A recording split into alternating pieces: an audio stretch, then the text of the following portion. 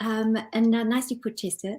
Another question is backups and archive storage. Yes, Google definitely offers those, and many tools, and even tools within your database. There is with BigQuery, I was looking up the terminology, it's called time travel. So it actually automatically keeps 7 days worth of data, so that you can time travel back within those 7 days if you need to access the data that was 2 or 3 days ago. You can also back up those systems continually. Besides time travel, every day you can use backups.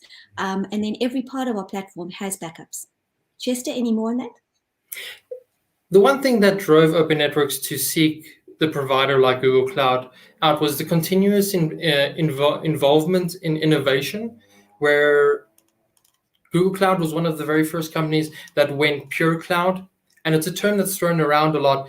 And you get situations like hybrid cloud and hosted cloud, but pure cloud is everywhere and anywhere. And Google does an amazing job at innovating tools like automatic snapshots, time-based recovery snapshots, and services that offer more than just backup, but a means to recover successfully. Some of the backup terminologies, as you guys would know, is what is the time to restore and what is the amount that it's cost the company to wait to restore. Also, there is the other nuance of, does my restore actually work?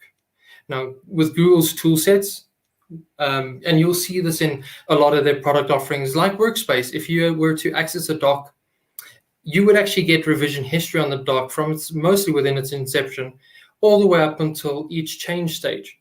Now, Google offers this in many of its products and platforms, and it's simply enabling a service or being aware that the service is there. So when we talk about the backup and archival, it's all about architecting and implementation. Are you deploying the right services for use?